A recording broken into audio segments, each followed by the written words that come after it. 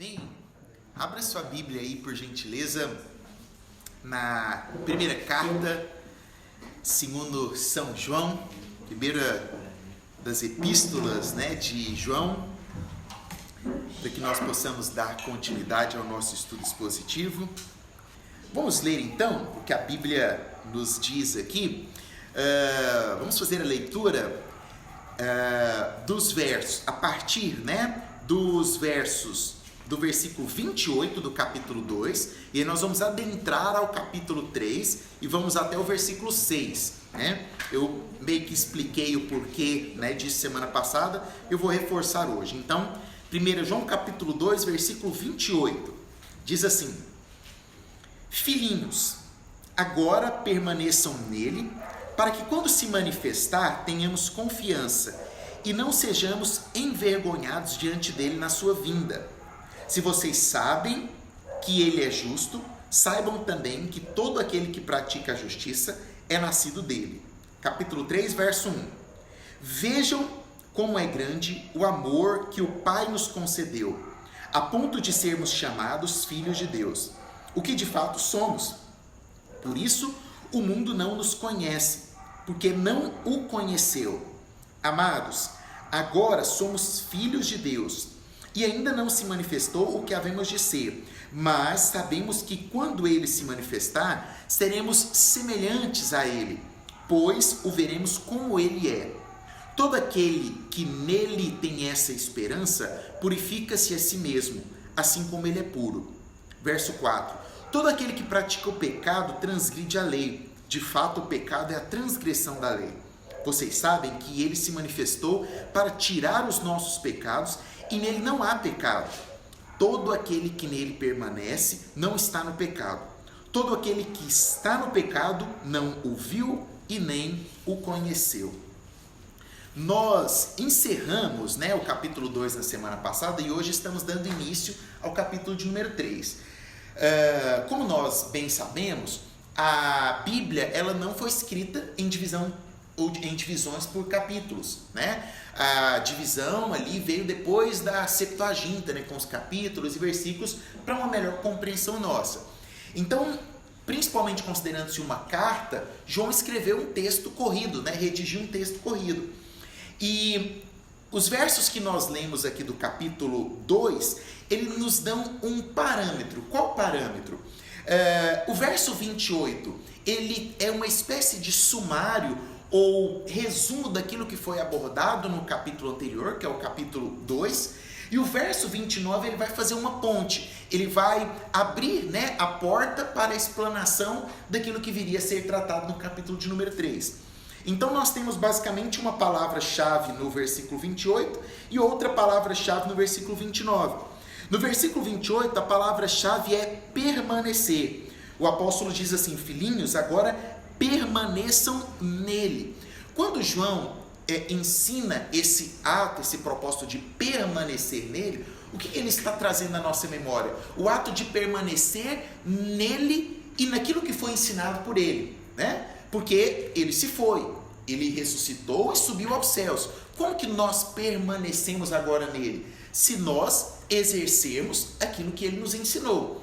E aquilo que ele nos ensinou é o que João discorre no capítulo 2, João fala daqueles 3 pontos ou as 3 provas fundamentais do cristão, que é a doutrina, a prova doutrinária, a prova moral, a prova social, o aspecto do paralelo, que há entre a luz e as trevas, o amor e o ódio. Então João está resumindo aquilo que ele ensinou. Olha, se você permanecer nele, ou seja, se você permanecer nos ensinos de Jesus, consequentemente, ele também será visto em vocês.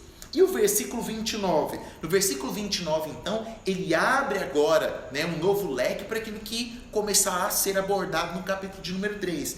E qual a palavra-chave do versículo 29? A palavra-chave seria praticar, porque ele diz assim: se vocês sabem que ele é justo, saibam também que todo aquele que pratica a justiça é nascido dele. Então, João agora ele traz a memória de que você não precisa apenas saber aquilo que Jesus ensinou, né? A prova da obediência, a prova da diferença da luz e das trevas, da diferença do amor e do ódio, mas você também precisa praticar aquilo que Jesus ensinou. Porque não adianta você dizer que está em Jesus se você não está praticando aquilo que Jesus ensina. E João já tinha falado disso, né? Quem diz, ou na verdade quem age dessa forma está sendo um mentiroso, né? Então João está falando, olha, você precisa permanecer nos ensinos e você precisa praticar estes ensinos, né? O pesquisador Harlan Blaine, ele diz assim, que o que um homem faz e como ele age são aspectos intimamente ligados à sua salvação. Então, a nossa forma de permanecer em Jesus e de praticar aquilo que Jesus nos ensinou é o que vai delimitar sobre a nossa salvação, sobre o que será ou sobre o que acontecerá no nosso futuro, né? Traduzindo isso que o pesquisador está dizendo aqui, é aquele famoso assim, faça o que eu digo, mas não faça o que eu faço. Isso aí não serve para o cristão, né? O cristão serve, faça o que eu faço, faça o que eu ensino, assim como eu também vivo o que eu estou falando, o que eu estou ensinando, né? Este é o princípio. E aí, baseado nesse princípio, nós poderíamos pegar uma das mensagens de Crisóstomo, né? Uma das suas principais mensagens e mais difundidas é sobre a maneira pela qual os cristãos devem educar seus filhos. E Crisóstomo, ele, dentre os pontos, né, da mensagem, dentre os vários pontos da mensagem dele, um ponto me chama muita atenção, que ele fala assim que seria muito relevante, muito coerente, que todo cristão desse um nome bíblico para o seu filho, mas não como um aspecto místico, né? Tipo assim, eu vou dar o nome de Gabriel para meu filho porque ele vai ser um anjo de Deus. Não, né? Não tem nenhum misticismo aí, né? Vou dar o nome de Mateus porque ele vai ser um seguidor de Jesus, né? Todo Mateus que eu conheço geralmente é filho de pastor e é tentado, é custoso, né? Pelo menos a grande maioria, né? Não nesse aspecto místico de que você dando um nome bíblico seu filho vai ser crente, não. Qual que é o aspecto que ele está abordando aí? Ele continua, ele diz assim, quando você der um nome bíblico para o seu filho, reitere inúmeras, reforçadas e infinitas vezes ao seu filho, desde pequeno, qual é o significado do nome que ele tem e a responsabilidade do nome que ele leva, sempre trazendo à memória do seu filho quem foi a pessoa que recebeu originalmente aquele nome. Ou seja, imputar na mente do seu filho que ele tem o nome de Paulo, porque o apóstolo Paulo foi um grande apóstolo de Cristo que fez isso, que viu Jesus, que escreveu cartas, que fez isso e aquilo outro. Que ele tem o nome, por exemplo, de Melquisedeque, porque Melquisedeque, né, foi o sacerdote, né? Ou ele tem o nome de Onésimo, né? Você não vai dar esses nomes, né? Mas enfim, você vai reforçar, você vai imputar na mente do seu filho o porquê que ele tem aquele nome. Para quê? E aí Crisóstomo conclui, para que todas as vezes o qual ele for chamado por aquele nome, a memória dele não falhe e ele lembre da responsabilidade como cristão que ele carrega no nome. E isso é interessante. Aí você fala assim, mas eu não tenho um nome cristão, mas você tem um legado cristão. E se você sabe o legado que você tem, o legado que você carrega nas suas costas, né? Você fala assim, mas eu não sou judeu, mas você que era gentil se tornou cristão através da adoção. E você carrega um legado que foi ensinado pelos apóstolos, pelos pais da igreja, um legado que foi reconstruído pelos pré-reformadores, pelos grandes reformadores, um legado que foi incendiado pelos grandes avivalistas e grandes pregadores, né, da era moderna, e uma responsabilidade doutrinária que você carrega todas as vezes em que você for lembrado por alguém que você é um cristão, em que alguém olhar para você e falar para você, olha, significa que você é daquela igreja então, né? Então quer dizer que você é crente, tem que vir um peso na sua consciência, um peso não de culpa, mas um peso de responsabilidade, de saber que você carrega um legado contigo, de saber que você tem um sobrenome, né? E o seu sobrenome é cristão, é pequeno Cristo, o significado de cristão é pequeno Cristo. Essa responsabilidade nós precisamos ter e manter em nosso coração, que é uma responsabilidade que é de fato um privilégio, carregar toda essa história, né? É um privilégio saber que nós, por mais que às vezes, né, a pessoa pode pensar, nossa, eu queria ser descendente da coroa britânica, né? Da Rainha Elizabeth, ser descendente de um reino que é muito maior, que transcende esse mundo agora. Então, é um privilégio lembrar da doutrina apostólica que nós servimos, né? Lembrar dos credos dos pais apostólicos, trazer à memória, por que é importante, né? Nós lembrarmos a história da igreja, né? Isso não é tradicionalismo, né? Às vezes hoje tem um erro conceitual muito grande, né? Não, isso foi talvez a nossa geração, né? Nós vivenciamos esse preconceito com as tradições, né? Não, vamos deixar de tradicionalismo e vamos dar uma renovada na igreja. Foi um conceito errado, porque existe uma diferença entre tradição e tradicionalismo, né? Eu acho que eu já comentei com vocês, né? Tradição é a fé viva daqueles que já estão mortos. E tradicionalismo é a fé morta daqueles que estão vivos. A nossa fé não pode ser uma fé morta, né? E nós não temos tradicionalismo, né, de falar assim, não, o pastor precisa sentar nessa cadeira aqui, porque só vai fluir se ele sentar naquele lugar ali, né? O culto hoje só vai fluir se nós cantarmos 3 músicas e na terceira música tiver um momento espiritual, porque senão, né? Não. Isso aí não é tradição, isso aí é tradicionalismo, e é errado, né? É misticismo também. Tradição é você lembrar da fé viva daqueles que já estão mortos, daqueles que já se foram, mas que deixaram um legado para você, né? Que deixaram a importância das escrituras, que deixaram as importâncias da doutrina cristã, do sacramento cristão, né? Que deixaram a importância da música na igreja, da boa música, né? De se cantar as escrituras dentro da igreja, que deixaram a tradição até nós do sacramento que é a ceia do Senhor, do batismo e assim por diante. Nós precisamos assumir e ter essa responsabilidade em nossos corações, sabendo que isso é um privilégio, sabendo que isso deve nos inspirar, sabendo que isso deve mover, né, a nossa leitura diária. Saber que quando você pega a Bíblia para ler, você não está pegando qualquer livro, né? Quando você pega a Bíblia, tem que vir um peso, né? Todas as vezes que nós pegarmos a Bíblia, nós precisávamos lembrar, né, dos homens que morreram lutando para que esse livro chegasse em nossas mãos, né, para que esse livro fosse traduzido, das pessoas que hoje estão morrendo quando estão encontradas com esse livro nas mãos, lá, por exemplo, na China, em regiões, né, do Oriente, onde é expressamente proibido. Isso precisa nos inspirar, né? Precisa nos levar a outro nível, de que não é uma leitura simples, uma leitura qualquer. E principalmente, né, o amor que existe dentro dessa nossa religião, que não é um amor qualquer, é esse amor pela escritura, é esse amor pela tradição pura, é esse amor manifesto nas nossas inter-relações que deve conduzir esse legado que nós estamos levando. E aí, se João é o apóstolo do amor, ele vai trazer isso agora, então, no capítulo 3 para nós. Ele vai trazer esse amor, esse legado que nós precisamos levar, né? Porque, olha, de nada vale você querer ter músicas cristocêntricas, cantar as escrituras, de nada vale você querer fazer o sacramento na igreja, de nada vale você respeitar a liturgia da igreja, se não tiver amor, né? Se não houver amor, de nada valeria. João, então, ele vai mostrar para nós, olha, você precisa estar em Jesus, você precisa praticar Jesus, mas tudo isso precisa ser feito com amor. Como que ele vai nos mostrar isso? A partir do versículo 1 do capítulo 3.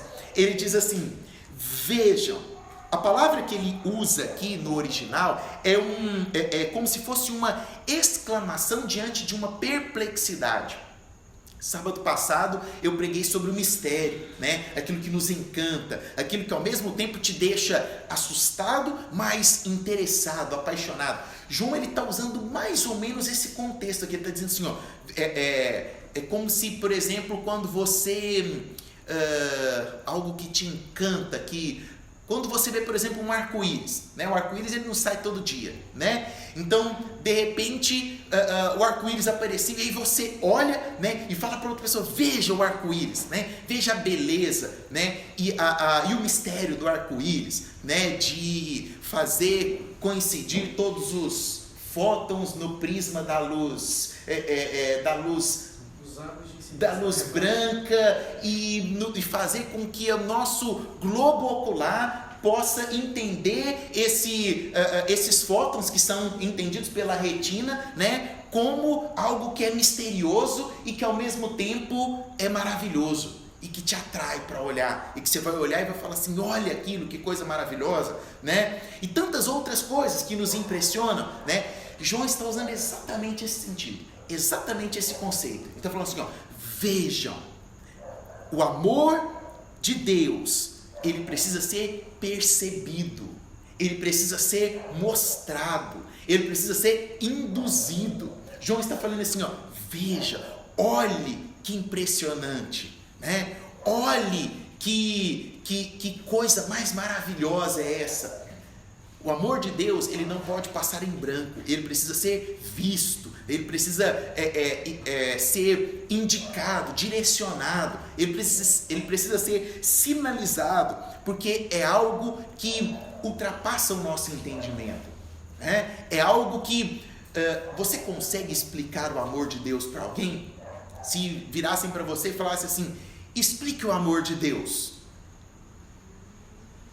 você vai falar assim, impressionante, infinito, ousado, traz luz para a sombra, aí você começa a cantar, né? Você consegue, chega um momento que você fala assim, não, faz o seguinte, ao invés de eu te explicar, olha, aí a pessoa, entendi, é isso que é o amor de Deus, você fala, é isso que eu não consegui te explicar, você entendeu? Sim, é mais ou menos isso, essa é a nossa função. Você consegue entender o amor de Deus por você? Você consegue entender o amor de Deus pela sua casa, pela sua... Não. Mas você consegue virar para o seu filho e falar assim, ó, filho, olha, lê isso aqui, olha isso aqui, lê isso aqui, né? Você consegue perceber? Assim somos nós. O amor de Deus, ele precisa ser percebido. E ao percebermos esse amor, nós precisamos direcioná-lo. Além disso, além de perceber o amor, esse amor, ele foi demonstrado, porque você não percebe algo que não foi manifesto, né? Você fala para a pessoa, lá o arco-íris, né? Se não tiver arco-íris, ela não vai ver. Agora, se tiver, né, através da chuva e os raios do sol, ele apareceu, foi manifesto ali. Esse amor, ele só vai ser passível de ser visto, porque um dia ele foi manifesto. E esse amor que foi manifesto, ele é um amor muito interessante. Tem uma frase que talvez pode resumir o que é esse amor. Stephen Charnock, ele diz assim, a adoção, ela dá-nos o privilégio de filhos, e a regeneração nos dá a natureza de filhos. Quando João fala assim, olha, vejam como é grande o amor do nosso Pai, que nos concedeu, ou algumas traduções que diz assim, a ponto de sermos chamados filhos de Deus. Como que esse amor que precisa ser visto foi manifesto? Quando nós fomos chamados de filhos de Deus. A partir do momento que eu e você recebemos o título de filhos de Deus, significa que esse amor foi manifesto. E como então que esse amor foi manifesto? Como que nós recebemos esse título? Aí tem algo interessante. A palavra filhos, ela é encontrada na Bíblia com pelo menos duas traduções gregas diferentes. Uma delas, usada por Paulo, lá em Romanos, capítulo 8, versículo 14, é a palavra rinos, filho como rinos. Paulo está tratando filho como o filho que tem o direito legal sobre algo. Então é aquele filho que judicialmente tem o direito sobre alguma coisa. Paulo está dizendo, olha, vocês são filhos, vocês foram adotados como filhos. Então, naquela época que Paulo escreveu para Roma, já havia um contexto muito bem entendido sobre a adoção. Aquele que era adotado, se os pais dele tinham dívidas, problemas com a justiça, a partir do momento que ele era adotado, tudo aquilo era zerado. E de agora em diante ele tinha uma herança, ele tinha uma nova vida. Era mais ou menos o aspecto jurídico da adoção pelos romanos. Paulo está usando exatamente essa palavra, rinos, que significa isso, a adoção na forma legal. Então, você foi adotado legalmente. Sua dívida, seu passado, se você era um escravo, de agora em diante você foi adotado pelo rei. Então, você tem herança de rei. Então, legalmente, na sua carteira, na sua certidão de nascimento, tem outro nome agora. E minha dívida, meu pecado e minha vida como escravo, acabou. Você foi legalmente adotado. Só que João não usa rinos aqui. Aí que está o ponto interessante. João poderia ter usado rinos aqui, porque nós somos legalmente filhos de Deus. Só que ele não usa a palavra rinos, ele usa a palavra tecna, como tradução para filhos. E a palavra tecna, ela tem um sentido que é o sentido de filho na intimidade natural. Ou seja, João está dizendo aqui, olha, tudo bem, Paulo diz que você é filho, né? Paulo já disse lá em Romanos que você é filho na legalidade, você tem todos os direitos. Agora eu estou aqui para dizer uma coisa, você foi regenerado, você nasceu de novo. Acho que talvez João nesse momento aqui deve ter lembrado da conversa que ele escutou de Jesus e Nicodemos, quando ele estava lá no cantinho escondido anotando, e Jesus fala assim para Nicodemos, você precisa nascer de novo? Nicodemos, mas como que eu vou nascer de novo? Aí Jesus vira e fala, ser mestre da lei, não tá de brincadeira, Nicodemos, tá curtindo minha cara, Nicodemos? Você não sabe, né? Então eu vou te contar um negócio, é preciso nascer da água e do Espírito. E aí acho que João lembrou, então muito mais do que filhos na legalidade, nós somos filhos não apenas na lei, nós somos filhos nascidos de novo, nós somos filhos regenerados. É isso que João está dizendo aqui, ó. Sabe quando que o amor, então, vejam que o amor que se manifesta quando?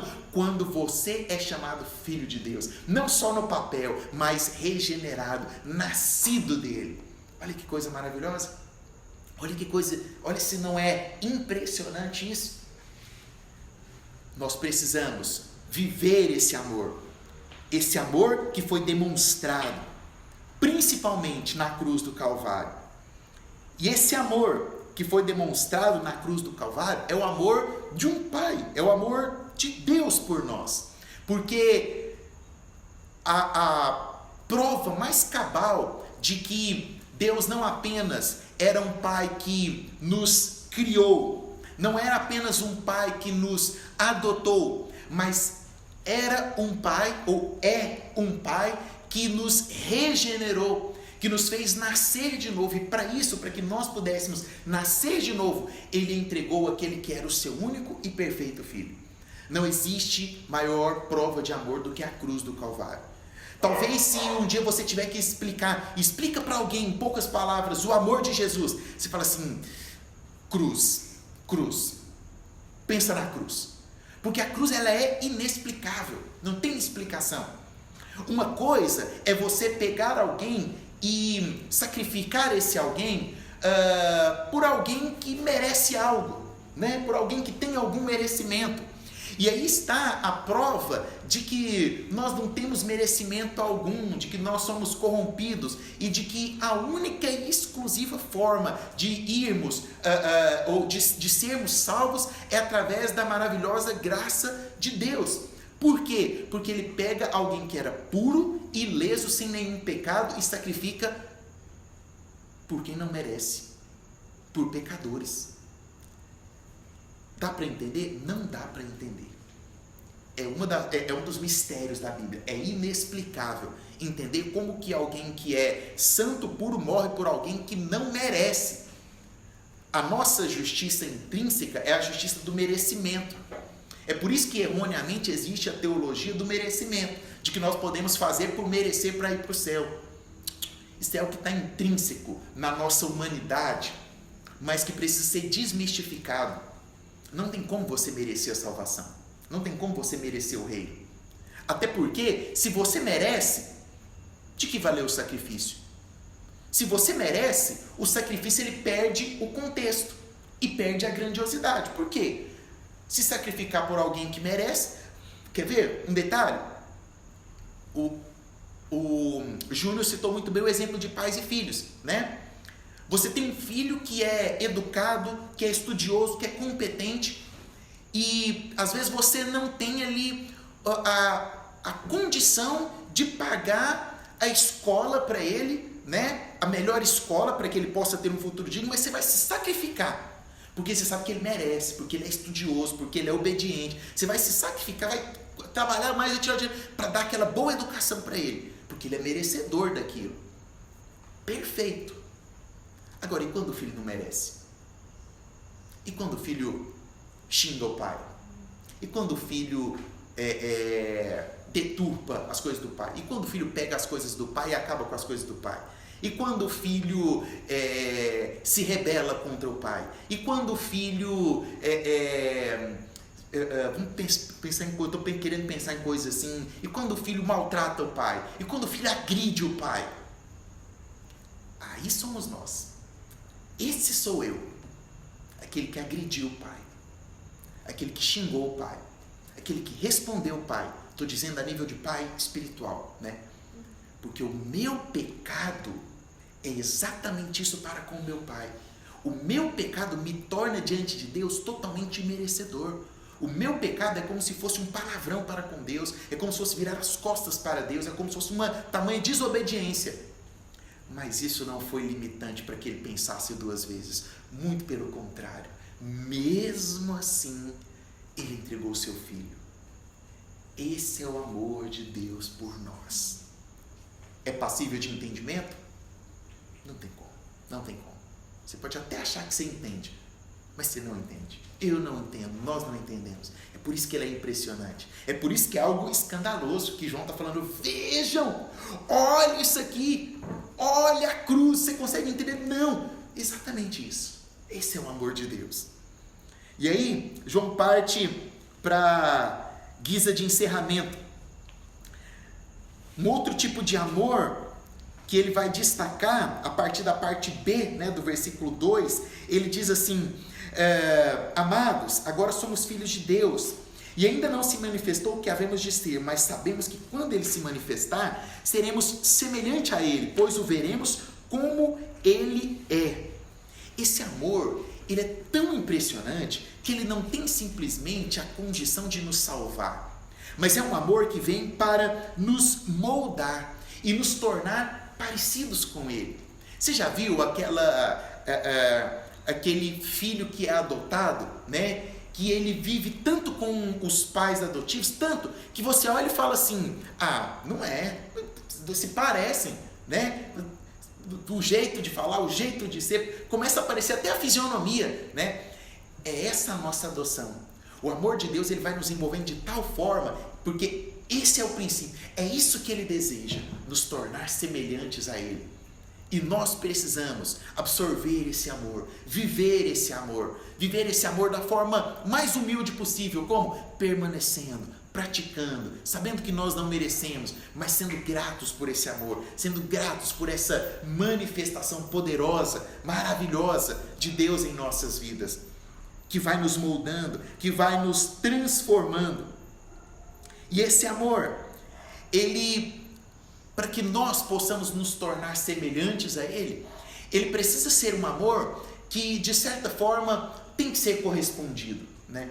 Todo amor, para ser amor de verdade, ele precisa ser correspondido, porque senão se torna amor platônico. É o amor só de um lado, deixa de ser amor. O amor, ele é, por natureza, mútuo, né? O amor, ele precisa das duas partes, né?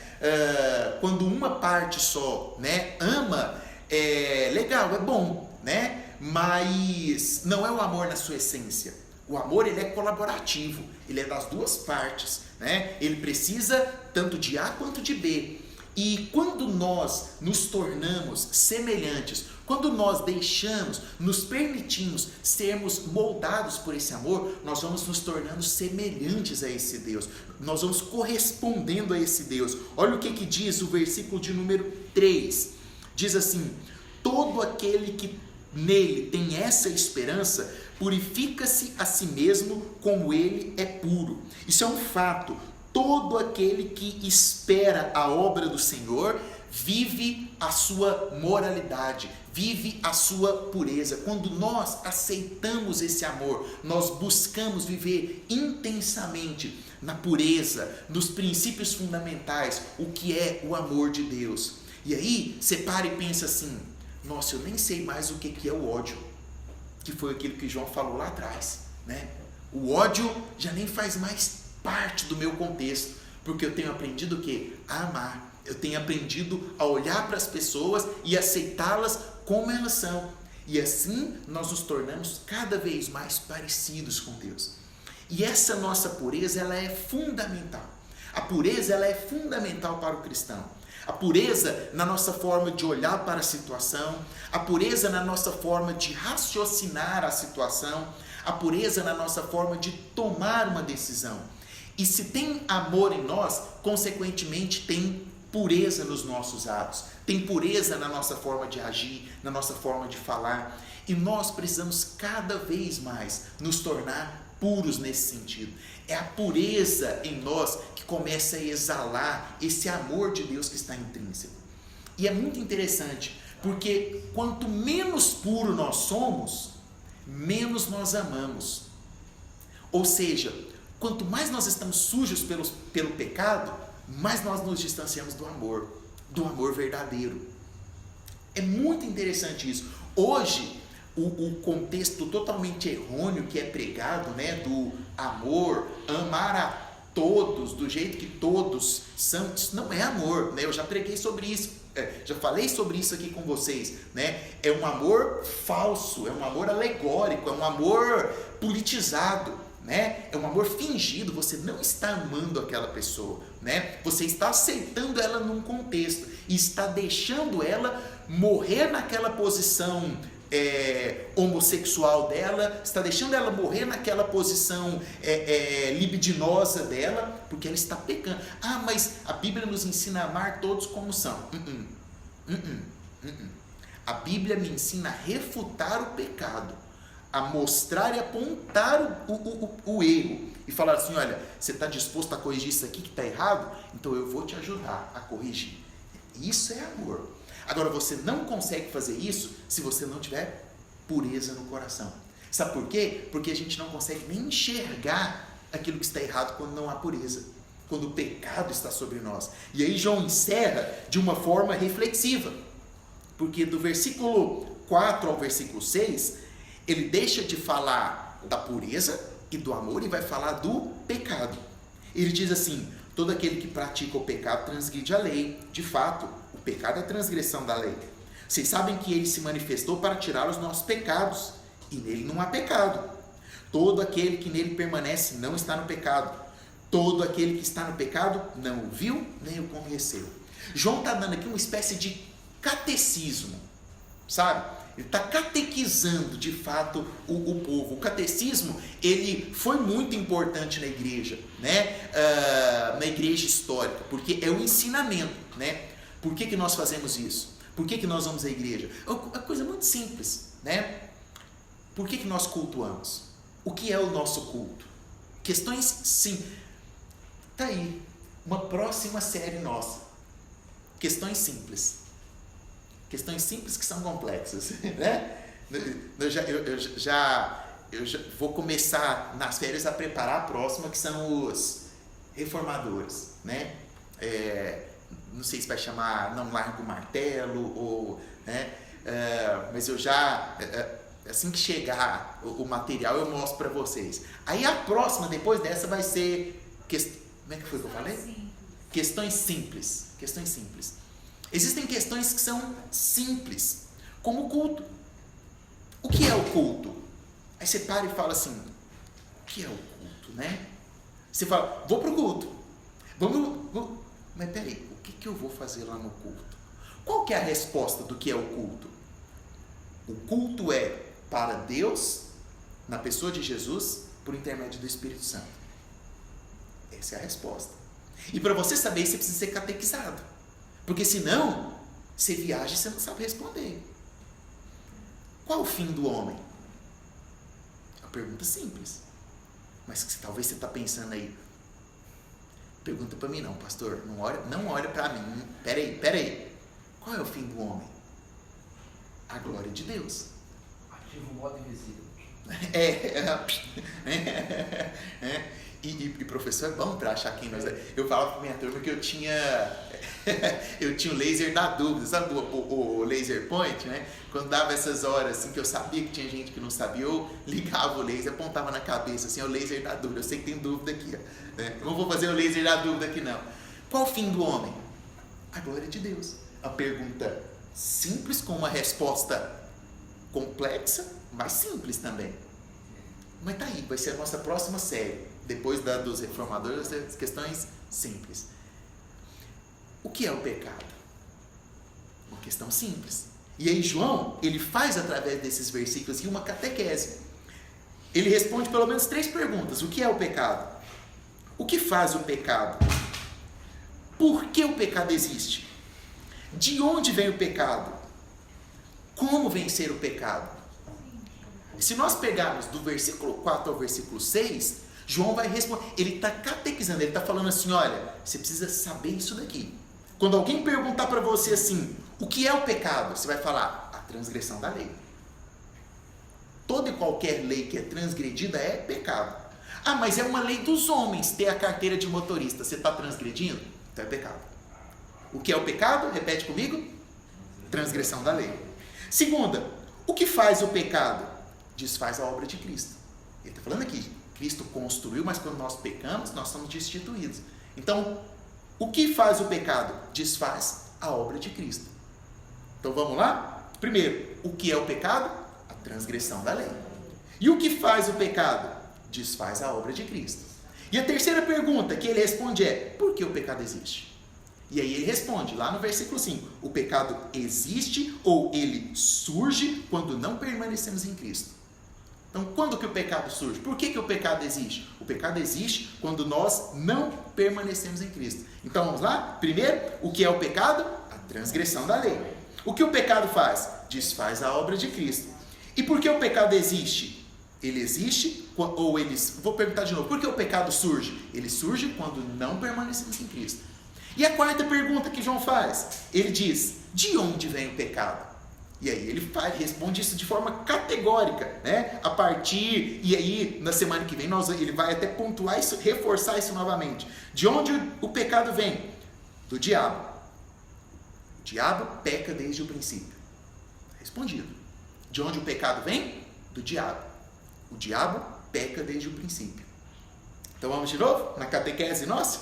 O que é o pecado? Transgressão da lei.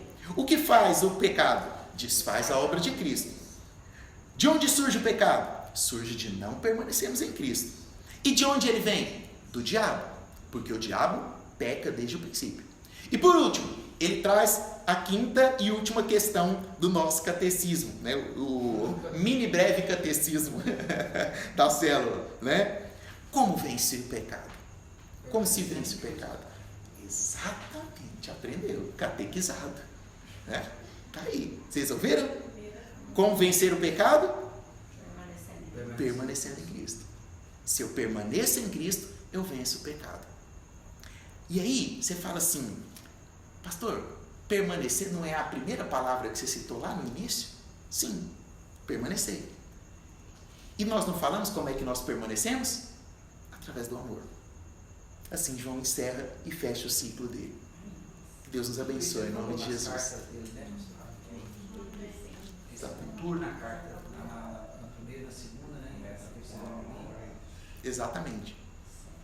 Vamos orar? Senhor, nós te louvamos pela graça e o privilégio de estarmos juntos, reunidos em comunhão.